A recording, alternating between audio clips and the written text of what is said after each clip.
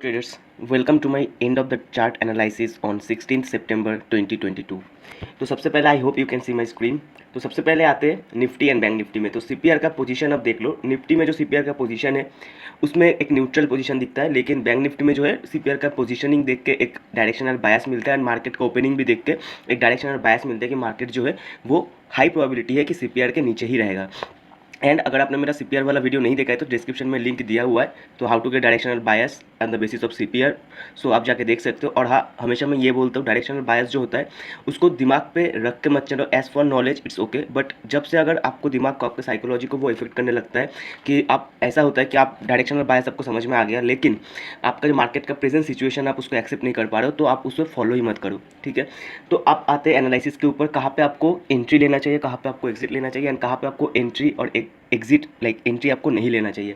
तो सबसे पहले मार्केट जो है गैप डाउन ओपनिंग हुआ था निफ्टी पर भी एंड बैंक निफ्टी पर भी। निफ्टी पर भी जो गैप डाउन ओपनिंग था वो प्रीवियस डे रेंज के नीचे था, आप देख सकते हो। एंड बैंक निफ्टी पर भी सेम, बैंक निफ्टी पर भी सेम, निफ्टी पर भी सेम। एंड निफ्टी पर जो ये गैप डाउन ओपनिंग हुआ था, जहाँ पे ये ओपनिंग हुआ था उस जगह पे आप देख सकते हो बहुत सारा सपोर्ट है। तो जब ये पहला कैंडल जो था ये आपका one type of neutral candle था, क्योंकि बॉडी आपका छोटा सा रेट था लेकिन नीचे भी बहुत बड़ा टेल था और ऊपर भी टेल था, तो ये ना ही बुलिश था ना ही बियरिश था। तो ये आपका वन टाइप ऑफ आप बोल सकते हो ये आपका न्यूट्रल ही है।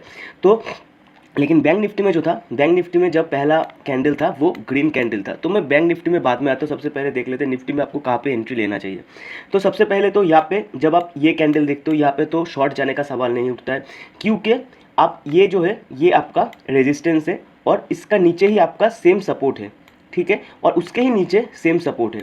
तो अगर आप यहाँ पे एंट्री लेते हो आपका रिस्क रिवॉर्ड नहीं मैच करेगा और नीचे सपोर्ट है, मार्केट जो है कहीं स्पेयर से भी मार्केट जो है रिवर्स कर सकता है, क्योंकि हर एक सपोर्ट जो है वो मेजर सपोर्ट है, ठीक है, जो मैं मार्क करता हूँ चार्ट प्रिपरेशन वाला वीडियो में each and every day on the basis of price action. तो सबसे पहले तो आपको यहाँ पे कहीं पर भी नहीं तो आप शॉर्ट जाओगे, नहीं तो आप ना कि आप लॉन्ग जाओगे। तो आपको क्या करना है, वेट करना है मार्केट के अंदर। उसके बाद देख सकते हो मार्केट थोड़ा देर के लिए 10-15 मिनट के लिए थोड़ा ये आपका कंसोलिडेशन मोड पे था, उसके बाद मार्केट नीचे आया। तो जब नीचे आया तो आप देख सकते हो मार्केट जो है इस जगह पे आके ये जो है ये जो सपोर्ट है इसको ब्रेक किया था इस रेड कैंडल ने। तो क्या आप इसमें शॉर्ट जाओगे? नहीं जाओगे। क्यों नहीं जाओगे? क्योंकि मैं हमेशा बोलता हूँ पैराबोलिक ब्रेकआउट जो है उस पर कभी भी एंट्री मत लेना।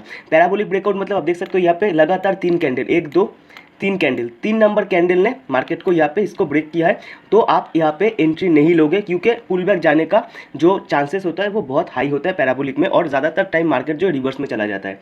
तो यहाँ पे आप एंट्री नहीं लोगे, आप वेट करोगे पुल बैक के लिए and when moving average comes near that candle, right. So moving average दूर में था तो आप एंट्री यहाँ पे नहीं लोगे, यहाँ पे शॉर्ट आप नहीं जाओगे, क्योंकि यहाँ पे बहुत सारा नोविसेस हो जो कि शॉर्ट चला जाता है।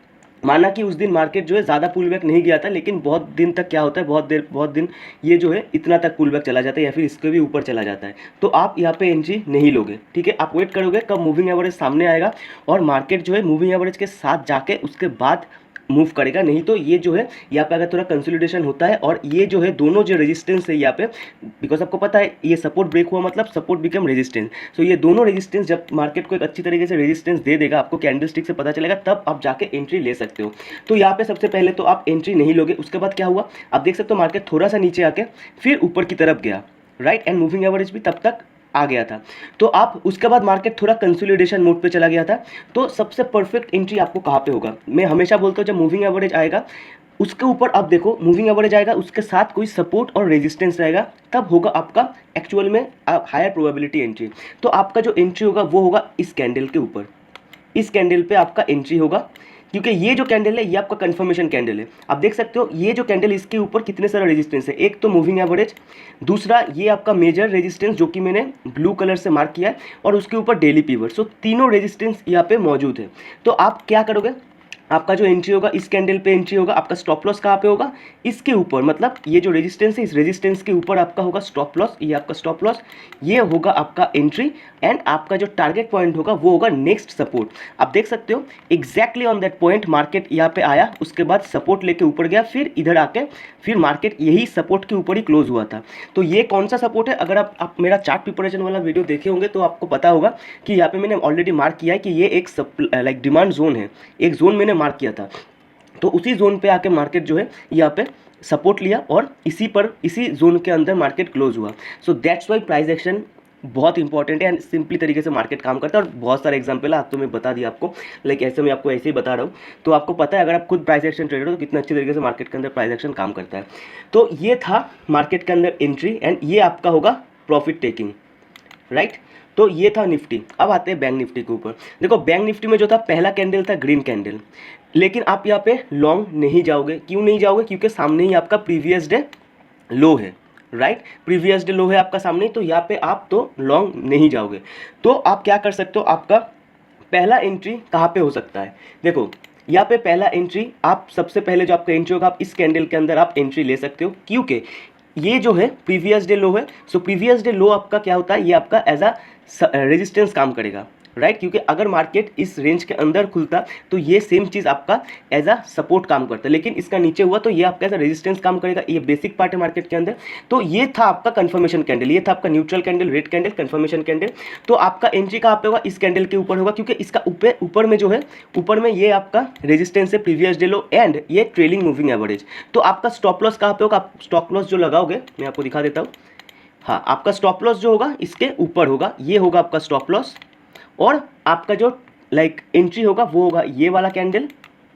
आपका जो टेक प्रॉफिट होगा वो होगा ये होगा आपका डेज लो। डेज लो मतलब ओपनिंग जो कैंडल था, ओपनिंग डेज कैंडल लो, ये होगा आपका टेक प्रॉफिट, राइट। तो अगर आप उस दिन क्या हुआ था, उस दिन अगर आप यहाँ पे एंट्री लेते और यहाँ पे अगर एग्जिट नहीं भी लेते तो आपका तो बहुत बड़ा प्रॉफिट आने वाला था। लेकिन कोई बात नहीं, मैं आपको और भी आगे दिखाऊंगा कि क्या आपको कहाँ पे एंट्री लेना चाहिए था। तो ये होगा आपका प्रॉफिट टेकिंग। तो ये आपका पहला एंट्री था बैंक निफ्टी के अंदर, ठीक है। तो अब आते हैं सेकंड एंट्री आपको बैंक निफ्टी में कहाँ पे लेना चाहिए था। तो सेकंड एंट्री आपको लेना चाहिए था इस कैंडल के, ये जो आपका पहला कैंडल है इस डेज कैंडल के, यहाँ पे आपको लेना चाहिए था सेकंड एंट्री। अगर आप इस यहाँ पे आप एंट्री लेते हो या फिर आप नहीं भी लेते हो, तो अगर आप सेकंड एंट्री लेते हो तो आपका सेकंड एंट्री होगा इस जगह, क्योंकि फर्स्ट कैंडल लो ये आपका खुद पे एक सपोर्ट माना जाता है इसको, ठीक है। ये इंपॉर्टेंट सपोर्ट है। और जब मार्केट यहाँ पे आता, मूविंग एवरेज काफ़ी दूर था, राइट। मूविंग एवरेज काफ़ी दूर था एंड ये जो मार्केट यहाँ पे आया था, ये आप देख सकते हो one type of parabolic move था। 1 2 3 4 रेड कैंडल था लगातार, बीच में कोई ग्रीन कैंडल नहीं। तो यहाँ पर भी एक चांस हाई बन जाता है कि मार्केट जो है रिवर्स करने का चांसेस है, अगर कोई एक अच्छा सपोर्ट मिल जाए तो यहाँ पे आपको सपोर्ट भी मिला और कन्फर्मेशन कैंडल भी मिला। तो आपका एंट्री कहाँ पे होगा? आपका एंट्री होगा इस कैंडल के ऊपर, आपका एंट्री होगा। आपका स्टॉप लॉस जो होगा इसके नीचे आपका स्टॉप लॉस होगा और आपका टेक प्रॉफिट होगा डेज हाई। तो डेज हाई तक तो कल गया नहीं था, लेकिन हाँ आप यहाँ पर भी प्रॉफिट ले सकते हो, क्योंकि इतना तक आपका 1:2 मीट हो ही जाता है, ठीक है। ये होगा आपका सेकेंड एंट्री बैंक निफ्टी के अंदर। अब आते हैं थर्ड एंट्री के ऊपर। थर्ड एंट्री आपको बैंक निफ्टी में कहाँ पे लेना है? देखो थर्ड एंट्री, मार्केट जब यहाँ पे गया था, यहाँ पे जाके मार्केट थोड़ा सा कंसोलिडेशन मूड पे गया था, उसके बाद मार्केट नीचे आने लगा। लेकिन ये आपका एज अ इंपॉर्टेंट सपोर्ट था, क्योंकि 2 बार मार्केट इस जगह से ऊपर, इस जगह पे टच करके ऊपर गया है। तो मैं हमेशा एक चीज़ बोलता हूँ, मल्टीपल टाइम्स अगर मार्केट किसी एक जगह को टच करता है या फिर ऊपर जाता है टच करके, तो वो जो जगह है अगर वो सपोर्ट काम कर रहा था इतना देर तक, तो बहुत ज़्यादा चांसेस होता है कि वो सपोर्ट ब्रेक हो जाएगा और वो एज सपोर्ट जो है same support as a resistance काम करेगा जब ब्रेक होगा। तो सेम चीज़ यहाँ पे हुआ है, 2 टाइम्स मार्केट इस जगह से ऊपर गया है। तो ये क्या हुआ, थर्ड बार जो होता है, थर्ड टाइम मार्केट का एक चांस जो है, प्रोबेबिलिटी बढ़ जाता है कि इस जगह को मार्केट जो है वो क्रॉस करेगा। तो वही हुआ, मार्केट ने इस जगह को क्रॉस किया और ये आप देख सकते हो 3 बार जो ये रेड कैंडल था पैराबोलिक ब्रेकआउट था। तो यहाँ पे आप एंट्री मत लो ना, मैं हमेशा बोलता हूँ पैराबोलिक ब्रेकआउट में कभी भी एंट्री मत लेना, ठीक है। तो उसके बाद मार्केट थोड़ा पॉज लिया, उसके बाद ये जो रेड कैंडल है, इस रेड कैंडल था आपका, ये रेड कैंडल होगा आपका कंफर्मेशन कैंडल। ये वाला रेड कैंडल आपका कंफर्मेशन कैंडल होगा। आप एंट्री कहाँ पे ले सकते हो? आप एंट्री लोगे इस कैंडल पे, आपका होगा एंट्री। आपका स्टॉप लॉस कहाँ पे होगा? ब्रेकआउट लाइन के ऊपर आपका स्टॉप लॉस होगा और आपका टेक प्रॉफिट जो होगा वो होगा नेक्स्ट सपोर्ट। नेक्स्ट ये सपोर्ट आप उसको इग्नोर कर सकते हो, क्योंकि हम ब्रेकआउट हुआ है तो मार्केट जो है इसको क्रॉस कर ही लेगा। लेकिन ये आपका होगा ये सपोर्ट जो है ये आपका टेक प्रॉफिट होगा। लेकिन उस दिन क्या हुआ, मार्केट इतना देर तक इधर नहीं आया, मार्केट इधर से रिवर्स किया। तो अगर आप 1:2 प्रॉफिट लेते हो तो आप यहाँ पे प्रॉफिट लेके आराम से निकल सकते हो, क्योंकि इतना तक आपका 1:2 आराम से हो जाता है। अगर आप यहाँ पे प्रॉफिट नहीं लेते हो तो क्या होगा, आपका स्टॉप लॉस हिट नहीं होगा, लेकिन आपका प्रॉफिट भी नहीं होगा, आपका ब्रेकडाउन पोजीशन होगा, राइट। तो ये था आपका निफ्टी एंड बैंक निफ्टी में end of the day chart analysis. अगर आपको वीडियो पसंद आया हो तो आप जरूर लाइक कर दीजिए, सब्सक्राइब कर दीजिए चैनल को एंड बेल आइकन को दबा दीजिए, ताकि नेक्स्ट वीडियो का नोटिफिकेशन आपके पास जल्दी चला जाए। Thank you so much for watching. जय हिंद।